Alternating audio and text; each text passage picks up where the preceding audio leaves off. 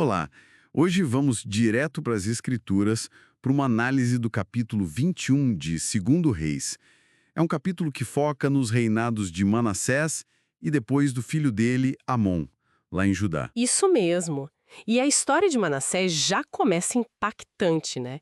Ele assume o trono com só 12 anos e fica lá por 55 anos. É muito tempo. Uma vida inteira, praticamente. Mas é interessante, o que marca mesmo o relato não é a duração, mas o que ele fez nesse tempo todo. Exato. O texto é bem direto, né? Diz que ele fez o que era mal aos olhos do Senhor. E não foi pouca coisa. Pelo contrário. Ele parece que fez questão de reverter o que o pai dele, Ezequias, tinha feito. As reformas religiosas foram por água abaixo. Totalmente. Reconstruiu aqueles lugares altos que eram proibidos, né? Ergueu altares para Baal, fez até um poste de Acera, que era um símbolo de uma deusa pagã, imitando o que Acabe tinha feito em Israel lá atrás. E ainda tem mais. Adorou o exército dos céus, os astros, planetas. E o mais chocante, talvez, é onde ele fez isso. O texto faz questão de dizer. Ele construiu esses altares pagãos dentro do próprio templo do Senhor, nos pátios do templo, Nossa, dentro do templo. isso é uma afronta muito grande. Justo no lugar que Deus tinha escolhido, né? Exatamente, era o lugar onde Deus tinha dito que colocaria o seu nome.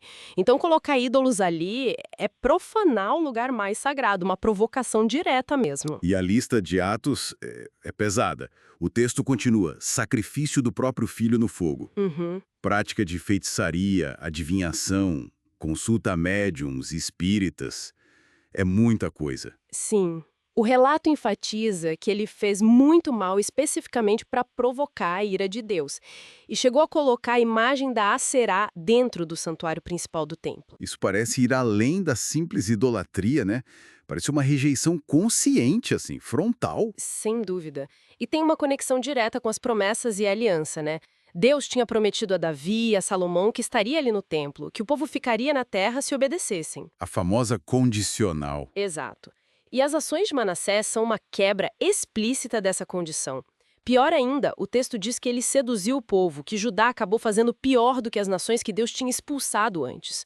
O povo não ouviu. E a resposta divina veio através dos profetas, com um anúncio de julgamento bem severo, certo? Pesadíssimo. A profecia diz que por causa de tudo isso, e compara Manassés aos amorreus, dizendo que ele foi pior, viria um desastre sobre Jerusalém e Judá.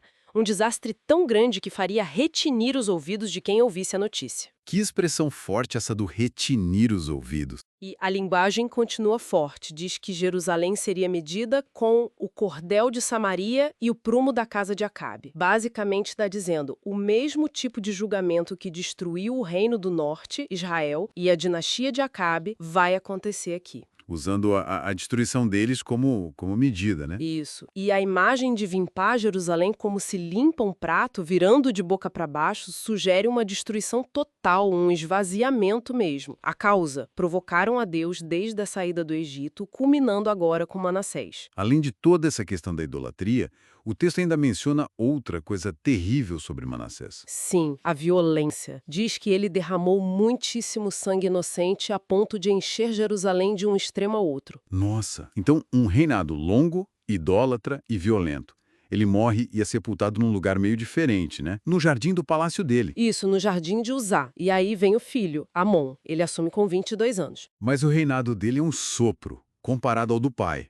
Só 2 anos. Exatamente, 2 anos. E o que ele faz nesses 2 anos? Segue o exemplo do pai.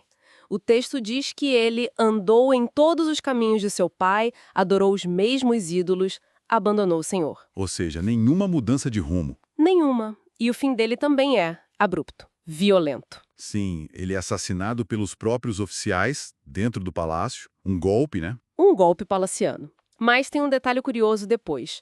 O povo da terra, que pode ser a população em geral ou talvez a elite rural, não aceita o golpe. Eles matam os conspiradores. Ah, interessante essa reação. E colocam o filho de Amon, Josias, que tinha só 8 anos, no trono. E Amon também é sepultado ali no jardim de Uzá, junto com o pai. Então, esse capítulo 21 nos deixa um cenário bem sombrio, né? Décadas de idolatria profunda, violência, uma reversão completa das reformas anteriores e essa profecia terrível pairando sobre Judá. Tudo isso é o legado de Manassés, que Amon ainda continuou por um curto período. Exatamente. É um quadro de crise espiritual, moral, política, muito profundo. E esse contraste, né, os 55 anos de Manassés e os 2 de Amon, ambos com esse legado tão negativo, Pois é, e isso deixa a gente pensando, né? Diante dessa herança tão pesada, dessa profecia de destruição que parece quase inevitável por causa de Manassés, que tipo de esperança ou que margem para mudança o próximo rei, esse menino Josias, poderia ter? boa pergunta. O que seria preciso para sequer começar a reverter o impacto desses, né? Uma situação tão consolidada no erro. Fica a reflexão.